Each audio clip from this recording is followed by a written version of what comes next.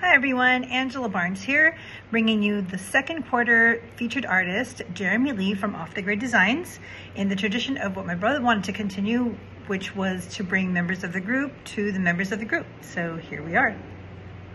So 3 months ago, I interviewed Ricky, I'm not even gonna try and say his last name, of Ricky Designs, and he's still making really great strides with this work. I'm so proud of him. But I figured I would just interview all the mods and admins first so that our members can know who we are a little bit. And so anyway, let's just get started.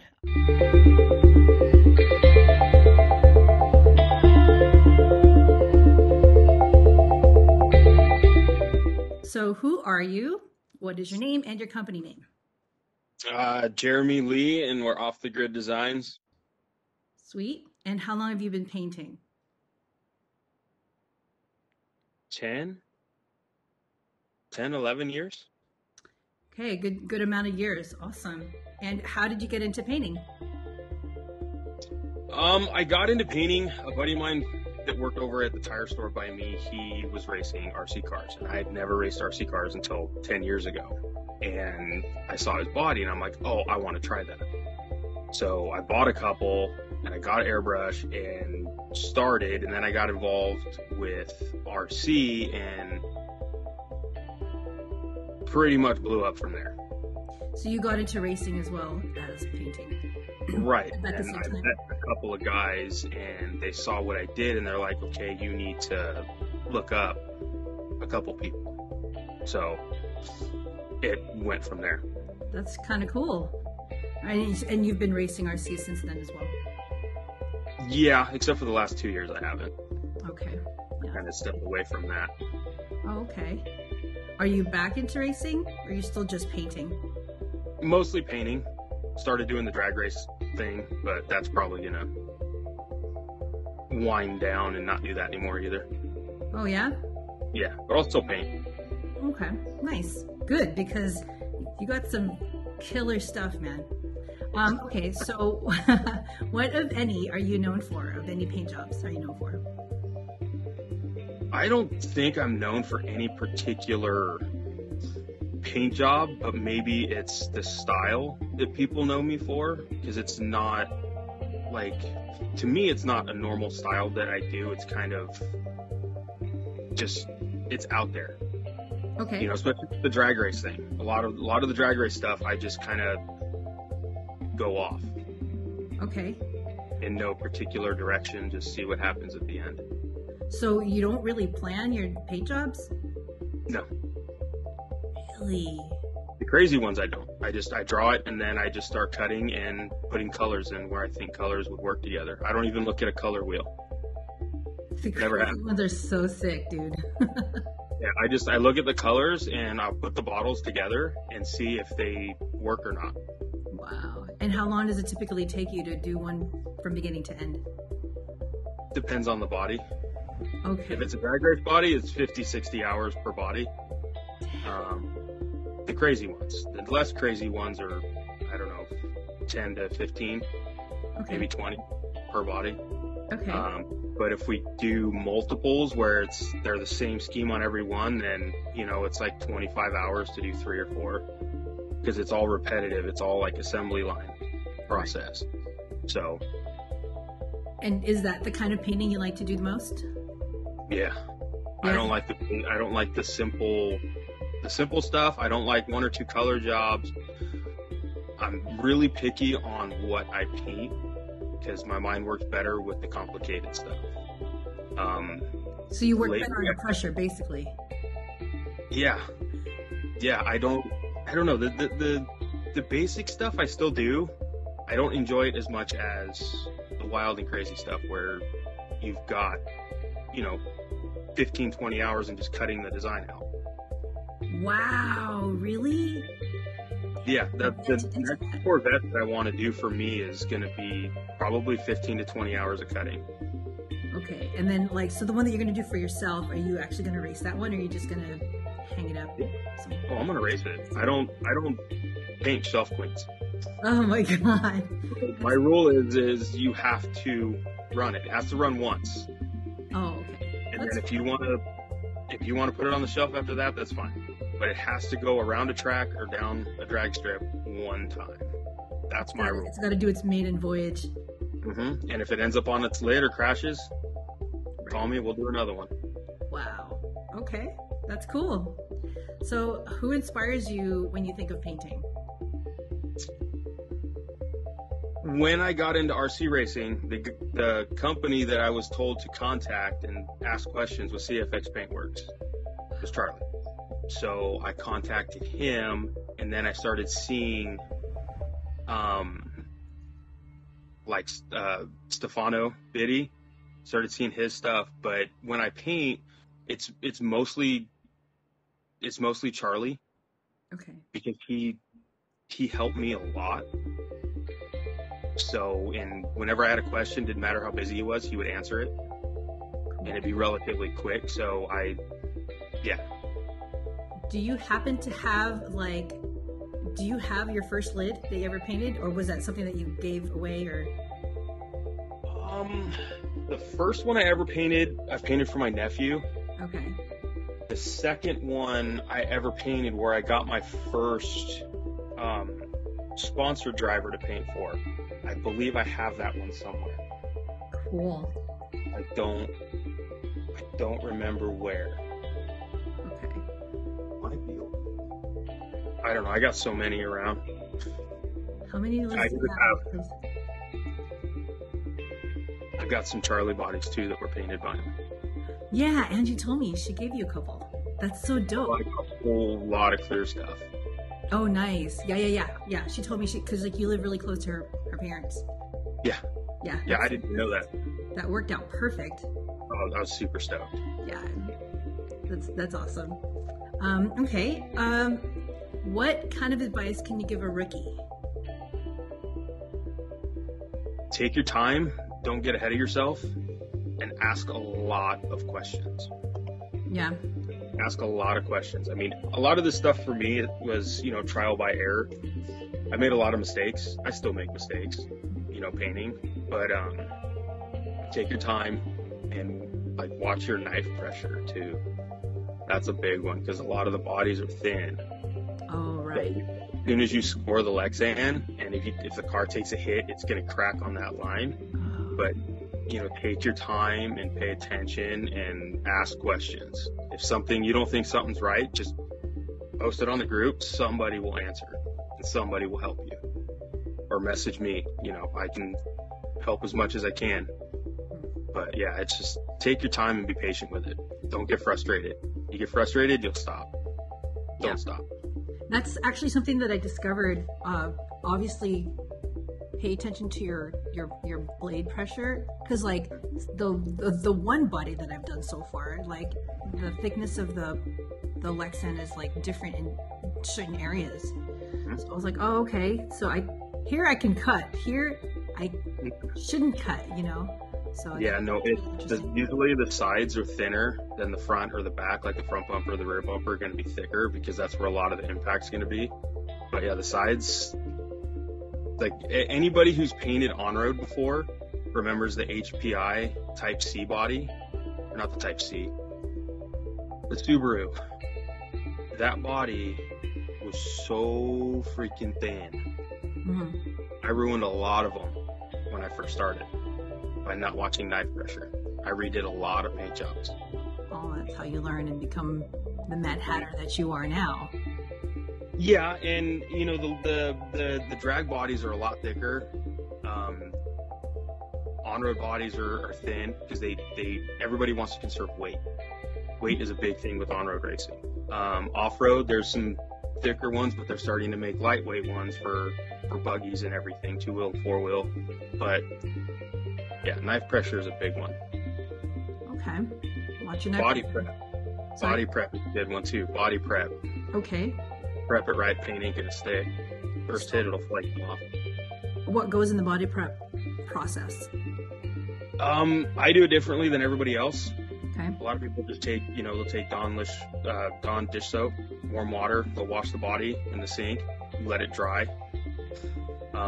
Wipe it, and air nozzle to get into some of like the little crevices where water drops will be. But I just use rubbing alcohol and a blue shop towel. Oh, throughout the whole body. The whole body. I've done it that way for 8 years, 9 years. I'm sure that'll take out a lot of the residue and stuff. It takes a lot of the release agent off, and it's also quicker than washing them in the sink. Right. I'm big on time frame. Okay. Like I was like 3 minutes late to this, and I was aggravated. I think that's the OCD thing. It is. Like I get to work now. I get to work an hour and a half early every day. Wow. Well, I have to beat traffic. Oh yeah. Well, so what you got to do? That's awesome. Can you talk about some of your favorite bodies that you painted? And then, like, I'll post up. Are they the ones of the pictures that you sent me? Any of them? I mean, I like them all. It's really hard to pick one. I mean, I did one for breast cancer for a buddy of mine. His wife had breast cancer, and we did, save the boobies across the top. We did the ribbon. I don't even have I gotta find pictures of that one. I think we did that was more when I first started. But I mean, there's so many. Like, I don't even know how many bodies I've even painted. Wow. Like, I have no idea. I mean, one year I think I did like 200, but other people are doing like 300, 400, 500 bodies in a year. Yeah. Yeah. But I don't paint full time. I work. Oh, I have a full time job, 10 hours a day. Painting is just when I have time. Would you consider it a hobby, or is it more than a hobby? I keep it a hobby. Oh. If it turns into a business, I'll quit. Got it. I don't want to job. I don't want it to consume me where I'm not paying attention to my priorities, which is my wife and kids, and making sure they're good. Which I learned because I did that. I paid more attention to the painting than them. So, but yeah, the painting is just like, if I stop painting tomorrow, it's not gonna bother me. Wow. I've done it. I've accomplished a lot in it. I mean, I'm still doing it, but the motivation for me right now is not there to paint. Wow. Okay. Like, I haven't painted in a couple weeks. Okay. So I'm looking for, I've been drawing and drawing and drawing. Like, I have stacks of drawings that I'm just getting it out of my head, so I have it. And it'll probably help you in the long run too. Yeah, it will. It will. I mean, I'm trying to work on 2 drag bodies for a guy in North Carolina right now. So, but I don't have the motivation to do it. Did he give you a time frame for it? No. Oh, then that's probably why. Well, no, because I have other ones that I have to get done, and I'm just like, Wow. I'm not in the mood to do it. Yeah. I almost need to do another one for me to get me in the mood. Because that's what I do. You should. If I'm frustrated with it, I just do one for me. Like, it's the one I have that I want to do for me is stupid. Can we see it? It's just a drawing on a body. Oh, it's just a drawing? That's okay. I want to see it. If you don't mind.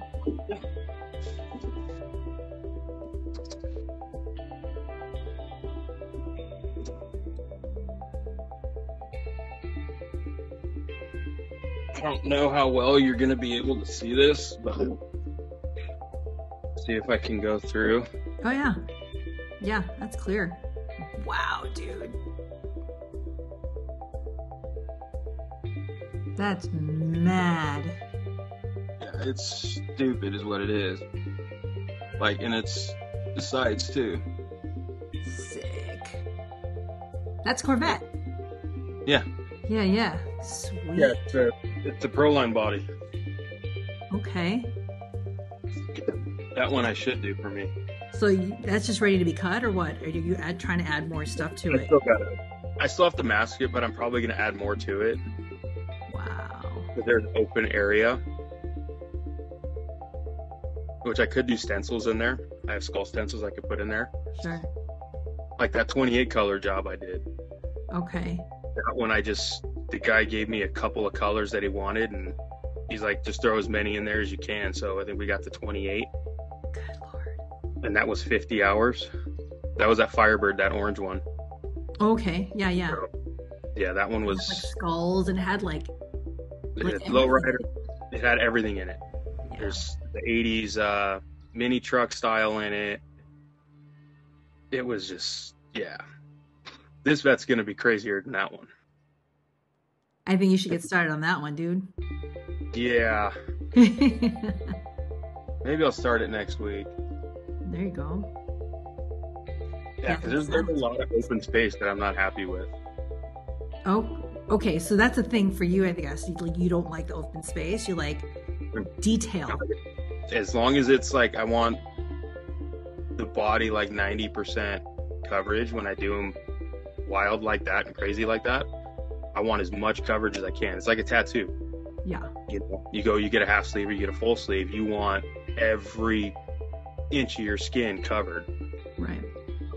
And that's how I feel about when I do the wild and crazy ones for me. I want 100% coverage. Wow. So I'm going to try and beat 28 colors with that one. You can try and go 30. I'm going to try and use every single color I have up on my shelf right now. Can you show us what your shelf looks like? It's small. I have like no paint. 1, 2, 3, 4, 5, 6, 7, 8, 9, 10, 11, 15, 16, 17, 18, 19, 20.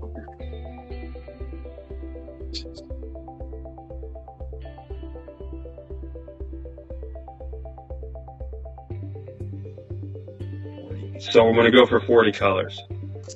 Wow. That's I'm going to dope. try. Okay. What? So we might make it. Oh wait, 41.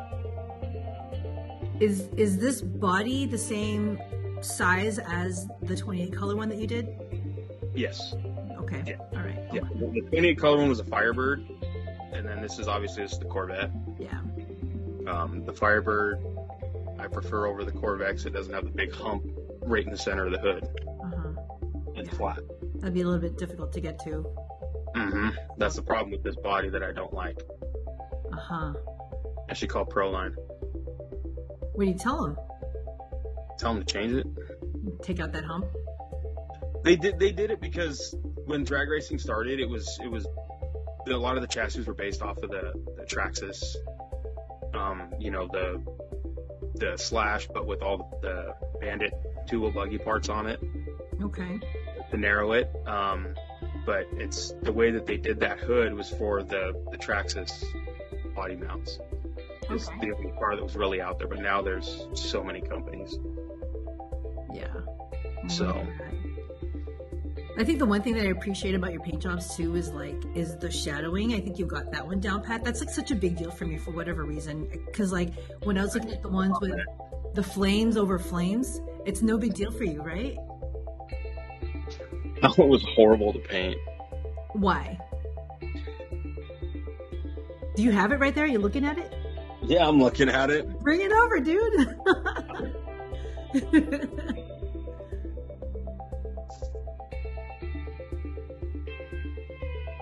But it's not too... I think the detail could have been better. You could see... there's so many mistakes in it. Okay. Like the splatters? Or those look like they were done on purpose? No, the splatters were, but my shading, I need to work on my shading. I'll be the first. I can tell you exactly where to put a sticker on this body to cover up a mistake. That's funny. Yeah, I'm too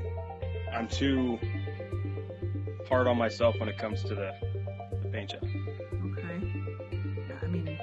Okay, if you say so. I think what does it for me is the combination of the colors that you use, plus you can clearly see the blue flames over the yellow-red flames, Right. I don't know. It's simple enough for the common person to understand what you're going for, Yeah. Well, that one, somebody's gonna win that one.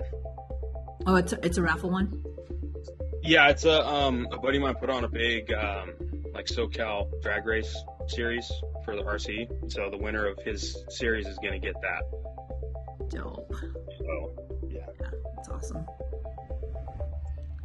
Right on. Here's mine. Hey, you sent me that one. Yeah, that was. I love the circuit. Was it circuit board on the side? Yeah. Yes. Yeah, Yeah, nice. that's the fun of Bitty Designs templates. Yeah, very cool. Can I see the grill on that? It's just a sticker. Oh, it's a sticker. Okay. Do you sticker grills or do you actually paint them sometimes? The drag race ones I haven't painted. I was never a fan of doing the headlights and grills. I can do them. They're not as good as a lot of other people's. I was never really a fan of them. So, I mean, I still have stuff I need to work on to make my stuff better than what it is. Sure. So, you know, I'm always trying to make stuff better.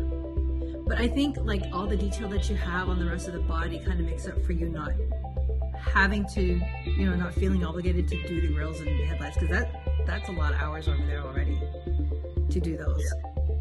Yeah, it adds to it. But in a lot of these bodies too, the stickers that they have are so close to like the original. They're so good. It's like I don't want to take away from that, and paint them. And it just doesn't come out looking like what it's supposed to. Oh, that's cool. Because I kind of always thought that stickers were like looked down upon. I thought that was like taboo to use stickers, but I guess it's not necessarily the case, right? In a lot of the on-road, it was like, nobody wanted to use the stickers. They wanted to paint because they wanted to save the weight. They were trying to get the body with a paint job on it to a certain number, and I could never do it because I always packed on paint to protect it. And I also put clear coat on the inside to protect it, so it added to the weight. But yeah, a lot of guys like they would put minimal stickers on the bodies because they wanted to save weight. I didn't know that it made that much of a difference. Oh yeah, that's crazy. Weight on the body is worse than weight on the chassis. Okay. You don't want the weight up here. You want the weight as low as you possibly can get it. Right. On an on-road.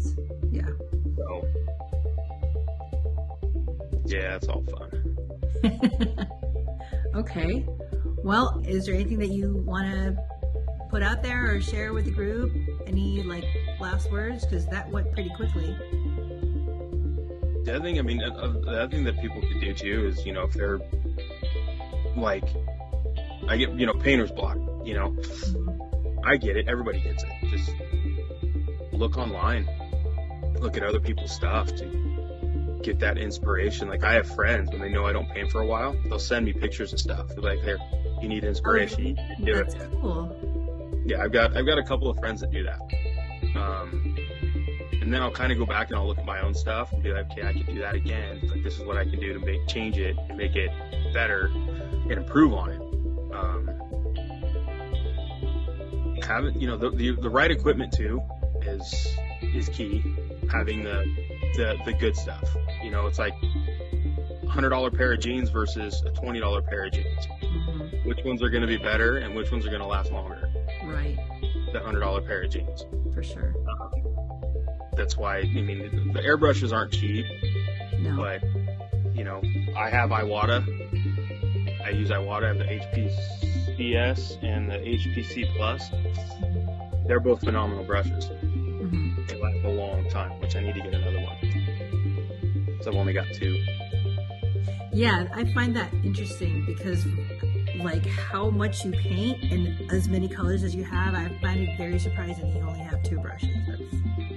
I used to do all that stuff with 1. Damn. No wonder it took you 50 hours. Oh, yeah, I'm changing paint all the time. Well, do you think more brushes would cut the time at all? It might, but when it's hot in the garage, the paint will dry in the cup. Oh, okay. The top layer will start to harden, and then so I don't mind going through and I don't mind changing colors every now and then. Going in between, I don't mind it because I clean the brush really well, so I don't get a different color, the color I previously used in the new color. I don't get that, but. Yeah, 2's enough. 2's enough. Because Charlie always told me, have 1 for your fine stuff and one for your heavy stuff, your bulk color. Interesting. So, which is what I use the CS for, is all the bulk color. Okay. Which I need to go with a bigger needle and nozzle size. That makes a difference too. Okay. There's the different sizes. Your detail stuff and then your bulk stuff. Mm-hmm. I think there's also a lot of questions in the group about like liquid masks or masks in general. Do you have anything to throw in there for the members? I started with Bass Mask, and that was pretty good. And then it was hard to get. And then I've switched to the Bob Dively's for a year or two, which is good stuff. And after that, I've just mainly stuck with the Biddy Designs mask. Mm. I can get it. It works good. You know, I know the product, and I know, you know, what I can and can't do with it, how far I can go with it. Mm-hmm. So I stick with it. There's a lot of other liquid mask stuff that's out there. Mm-hmm. Like, you know, like Ben and Ricky, they use a different stuff. I know Paula uses a different stuff. They get stuff you can get in a 5-gallon bucket. So, which is what I probably should do, because it's cheaper than, you know, because it's like $28 a bottle for the Biddy stuff. So if I could get it in mask, in bulk, but the other thing is that I'm not painting as much as they I are. was going to say, you have to use it. Getting the bulk paint or the bulk mask is not really key for me. Yeah. You know, because I think you're like probably holding off until you know you're going to be painting a lot again before you commit to buying a big. Right. Yeah. But now that we're going into the summertime, you know, my garage will get 120, 130 degrees. Okay. Because the second half of the day, the sun's beating right on the garage. So Okay. I'll probably take all the paint and all that stuff inside the house where it's monitored with the AC going in the house. Right. Just because it gets hot in here and it'll harden and I lose bottles of paint that way. Right. Yeah. Wintertime, I don't worry about it. It gets to 30 degrees and that's it. Right. Yeah. It's pretty good telling.